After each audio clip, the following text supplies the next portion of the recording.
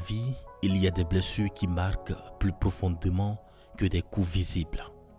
Ce sont ces paroles blessantes qui s'enfoncent dans le cœur comme une flèche, ces trahisons qui détruisent une confiance construite depuis des années, ces humiliations qui laissent derrière elles une cicatrice que personne ne voit, mais que nous ressentons chaque jour.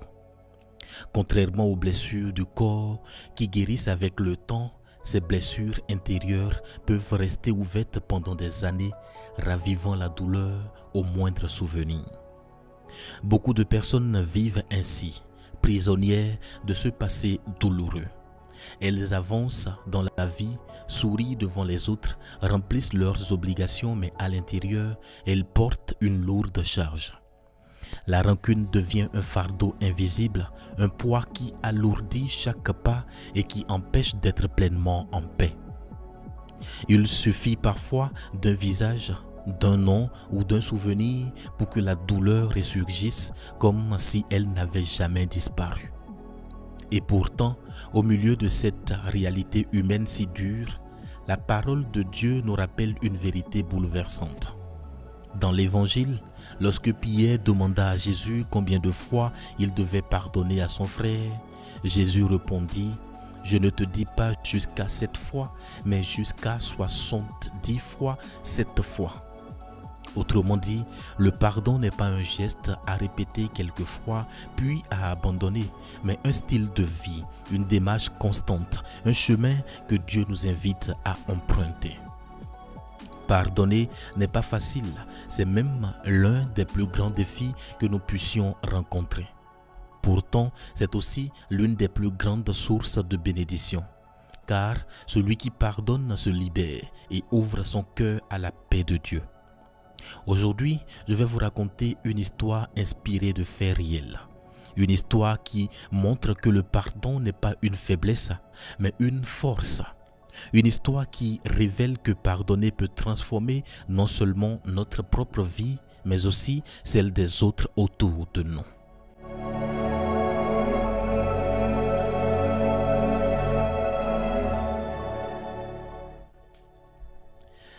Daniel était un jeune homme simple, discret et travailleur. Il vivait dans un petit village paisible avec sa mère et ses 2 sœurs cadettes. Leur maison n'était pas luxueuse, mais elle respirait la chaleur d'un foyer uni. La famille ne possédait pas grand-chose, mais elle partageait ce qu'elle avait et chacun se soutenait dans les difficultés. Aux yeux de beaucoup, Daniel était un exemple, respectueux, sérieux et toujours prêt à rendre service. Mais un jour, tout bascula. Par jalousie, un ami proche, quelqu'un qu'il considérait presque comme un frère, l'accusa faussement d'un vol qu'il n'avait jamais commis. Cette accusation tomba comme un coup de tonnerre. Au départ, Daniel pensait que la vérité finirait par éclater, que les gens reconnaîtraient son innocence. Mais au lieu de cela, les rumeurs se propageaient rapidement dans la petite ville, comme un feu qui se nourrit du vent. Les regards changeaient. Ceux qui autrefois le saluaient avec chaleur le regardaient désormais avec méfiance. Les voisins chuchotaient sur son passage. Certains l'évitaient, d'autres le jugeaient en silence. Même dans sa famille élargie, certains commençaient à douter de lui. Les paroles qu'il entendait faisaient plus mal que des coups. Peut-être qu'il n'est pas si honnête qu'on le croyait. Daniel, profondément blessé, se renferma sur lui-même. La honte le poursuivait partout, la colère aussi. Il se sentait trahi par celui qu'il appelait son ami, détruit par une seule accusation mensongère. Les nuits, il avait du mal à trouver le sommeil. Dans ses pensées, une question revenait sans cesse. Comment pourrais-je pardonner à quelqu'un qui a piétiné ma réputation et qui m'a arraché la confiance des autres? Les semaines se transformaient en mois, mais pour Daniel, la blessure restait vive. Extérieurement, il essayait de mener une vie normale. Il continuait d'aller à l'église. Il chantait avec la chorale. Il priait avec ferveur. Mais au fond de son cœur, quelque chose n'allait pas. C'était comme si une barrière invisible l'empêchait d'être pleinement en communion avec Dieu. Chaque fois qu'il croisait le chemin de celui qui l'avait accusé, une colère sourde montait en lui. Il détournait les yeux pour éviter le contact. Son cœur battait plus fort et une voix intérieure lui murmurait « Il ne mérite pas ton pardon ».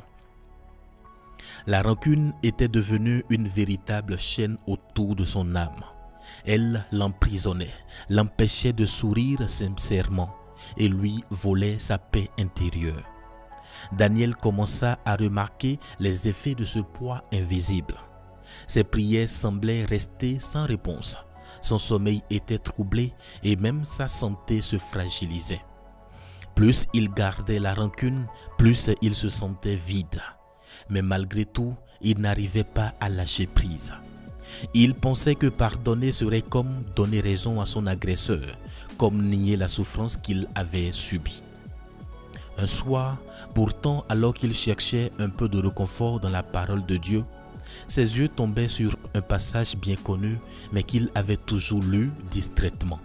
« Si vous pardonnez aux hommes leurs offenses, votre Père céleste vous pardonnera aussi. Mais si vous ne pardonnez pas aux hommes, votre Père ne vous pardonnera pas non plus vos offenses. » Ces mots le frappaient de plein fouet, comme une épée qui transperce le cœur. Daniel comprit à cet instant que le pardon n'était pas seulement un conseil ou une belle parole de sagesse, mais un ordre divin. Il comprit aussi que tant qu'il refuserait de pardonner, lui-même resterait prisonnier de sa rancune. Et plus grave encore, il bloquait le pardon et la grâce de Dieu dans sa propre vie.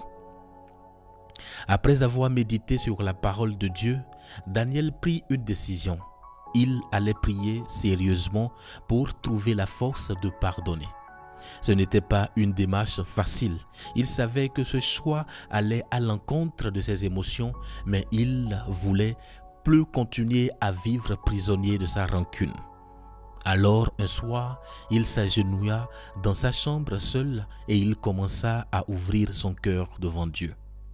Il pria avec sincérité, mais il s'aperçut vite que les mots sortaient difficilement.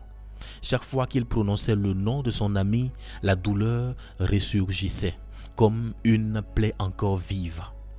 Les images de l'accusation, les regards accusateurs, les humiliations subies revenaient en mémoire. Et plus il y pensait, plus la colère reprenait le dessus. Il réalisa que pardonner n'était pas une émotion à ressentir, mais une décision importante à prendre. Un soir, brisé par ce combat intérieur, Daniel leva les mains vers le ciel et dit d'une voix tremblante, « Seigneur, je n'y arrive pas. Mon cœur est trop blessé, mais toi, tu as pardonné à ceux qui t'ont crucifié. Alors, je t'en supplie, aide-moi à pardonner comme toi tu pardonnes. Mets en moi un cœur nouveau. » Cette prière fut un tournant. Les jours qui suivirent, Daniel sentit un léger changement. Le poids n'avait pas complètement disparu, mais un apaisement commençait à se faire sentir. À chaque fois que la rancune tentait de revenir, il répétait intérieurement « Seigneur, je choisis de pardonner. Même si ça fait mal, je t'offre ma douleur. » Ce n'était pas facile, mais il remarqua peu à peu une paix nouvelle grandir en lui, comme une voix intérieure, douce mais ferme, qui lui murmurait « Pardonner, ce n'est pas oublier. Pardonner, ce n'est pas excuser. Pardonner, c'est libérer ton cœur pour que Dieu puisse y déposer sa paix. » Cette vérité commençait à prendre racine en lui. Il comprit que le pardon n'était pas un cadeau à son ami, mais un cadeau à lui-même, une libération pour son âme. Les semaines passaient et Daniel sentait de plus en plus dans son cœur que Dieu l'appelait à poser un acte concret. Prier était un pas important, mais il comprit qu'il devrait aller plus loin, affronter la situation et parler directement à celui qui l'avait blessé. Cette pensée lui faisait peur, car il redoutait la réaction de son ancien ami, mais au fond de lui, une conviction grandissait. Il devait libérer son cœur par un pardon prononcé de vive voix. Un dimanche après le culte, alors que la plupart des fidèles se saluaient et échangeaient devant l'église, Daniel aperçut celui qui l'avait accusé. Son cœur se mit à battre plus fort. Ses mains tremblaient légèrement. Et tout en lui criait de rebrousser chemin. Pourtant, une force intérieure plus grande que sa peur le poussa à avancer. Arrivé devant lui, il prit une grande respiration et dit d'une voix ferme, mais empreinte d'émotion, « Je sais ce que tu as fait. Tu m'as blessé profondément. Tu as détruit mon honneur. Mais aujourd'hui, je choisis de te pardonner. Pas parce que c'est facile, mais parce que Dieu m'a appris à pardonner. » Un silence pesant s'installa. L'ami de Daniel resta figé, incapable de répondre.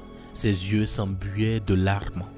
Après quelques secondes, il baissa la tête et murmura d'une voix brisée, « Oui, j'ai menti. Je t'ai accusé à tort. J'étais jaloux de toi, de la considération que les gens avaient pour toi. Je n'arrivais pas à supporter ton bonheur et j'ai laissé ma jalousie me détruire et te détruire toi aussi. » À cet instant, Daniel sentit un poids tomber de ses épaules.